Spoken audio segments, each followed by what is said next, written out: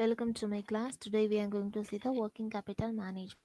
Working capital management is a business strategy. It's designed to ensure that a company operates efficiently by monitoring and using its current asset and liabilities of the best effect.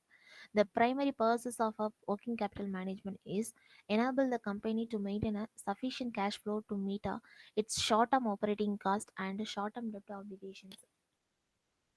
A company working capital is made up of its current asset minus its current liabilities. Working capital is that a part of a firm capital which is required to hold a current asset of the firm. Example of current asset are raw material, semi-finished goods, finished goods, debtors, bills receivable, prepaid expenses, cash at bank in hand. The firm requires to cash to pay various expenses like wages, salaries, rents, advertising, etc. The current asset have a short life of span. Concept of working capital is a gross working capital is the two concepts are divided into a working capital. First one is a gross working capital. It is also called a simply working capital. It refers to the total of all current assets of the firm.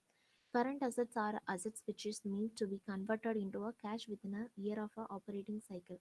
A stock of raw materials, stock of semi-finished goods, stock of finished goods, trade debtors, bills receivable, prepaid expenses, cash at bank, and cash in hand, and are examples of the current assets.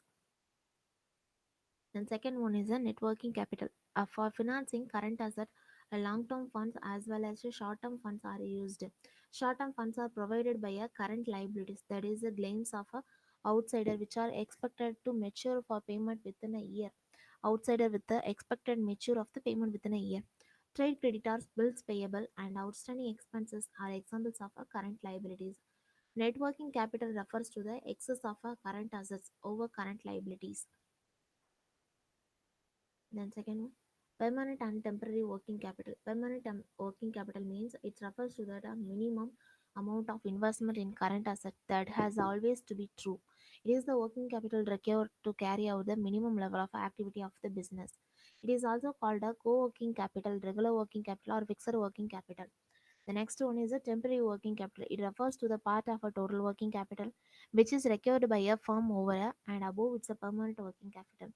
It is required to because of the actual level of activities of the business. Most of the time exceeds the minimum level of activities.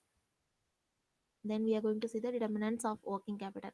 First one, nature of business. The nature of value, volume of business are important factors to determine the amount of working capital of a concern. PSU needs a less working capital as they supply services and goods, whereas a manufacturing concern have to invest the raw material, wages, etc.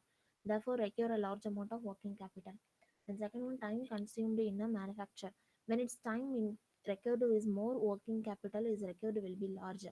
If takes a long time to make a finished product, large amount of money it will have to keep as a working in a process all stages. For example, a shipping building industry requires an enormous V as it takes a 3 to 5 years to build a ship. On other hand, a baker needs very little working capital for only one night required to bake the bread, which is he sells the next day.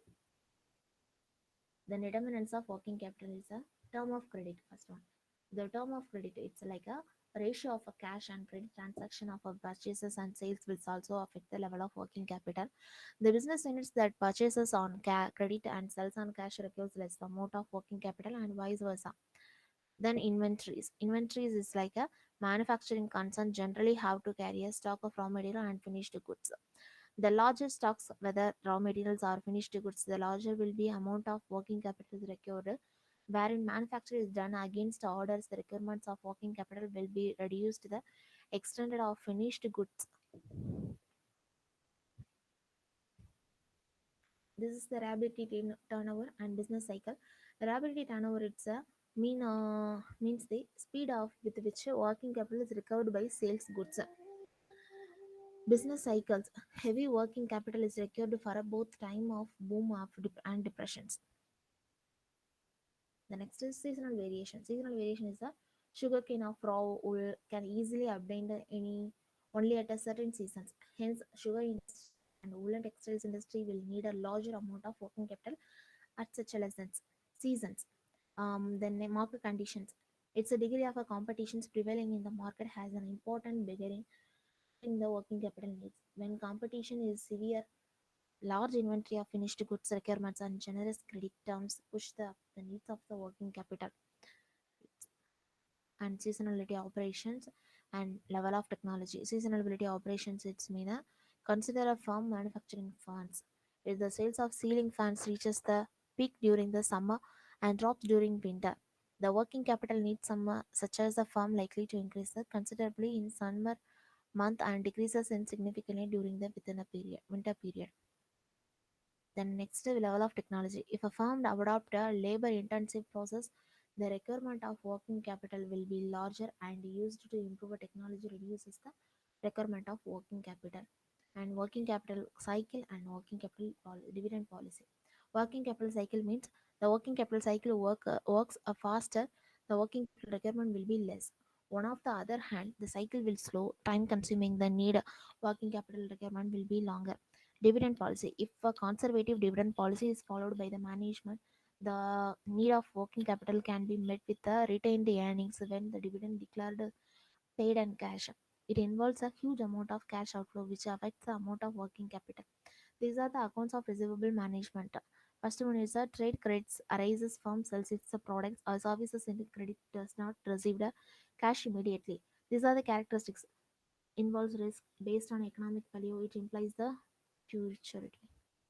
And aspects: credit policy, credit standards, credit terms, collection efforts. And goals are lenient credit policy, straightened credit policy. And inventory management. Inventory is constitute of the significant part of a current asset of a majority of organization. Considerable amount of funds are put in a inventories. A forms of inventories are raw material, work in progress, finished goods. Then cash management, cash flow and out of the firm, cash flow within the firm, cash balance held by the business, time of the time financing deflects in investing surpluses. Then motives for holding cash. There are a transaction motive, precautionary motive, speculative motive. Thank you.